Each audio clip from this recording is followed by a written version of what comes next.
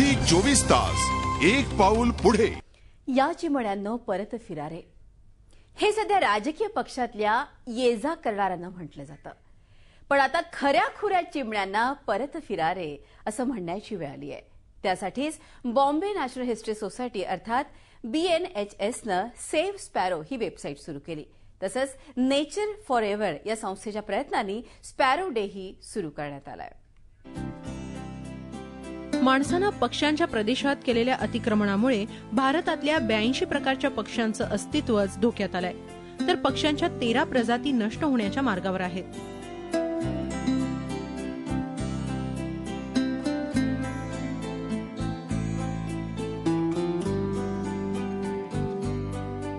या पक्ष्यांबरोबरच चिमण्याही कमी होऊ लागल्यात। या चिमण्यांना परत बोलवण्यासाठी जगभरातून सोशल नेटवर्किंगच्या माध्यमातून प्रयत्न सुरू झालेत। त्या संदर्भातलं महत्त्वाचं पाऊल म्हणजे world sparrow day. Nature forever सोसायटीच्या जगभरातल्या सदस्यांनी एकत्र येऊन 20 मार्चला वर्ल्ड स्पॅरो डे सुरू केला। वर्ल्ड स्पॅरो डे लॉन्च करण्यामागचा मेन उद्देश हे होता की स्पॅरो सारखी जी स्पीशीज असते ज्याला जास्त करून ग्लॅमरस कन्सिडर नाही केलं जातं आणि टायगर सारखं, तर याच्या मागचा हे उद्देश आहे की कॉमन फ्लोरा आणि फोनाला पण कन्झर्वेशनचा इतकीच जरूरत आहे जितकी टायगर, एलिफंट किंवा जे मोठे मेगाफोनाचे स्पीशीजला आहे।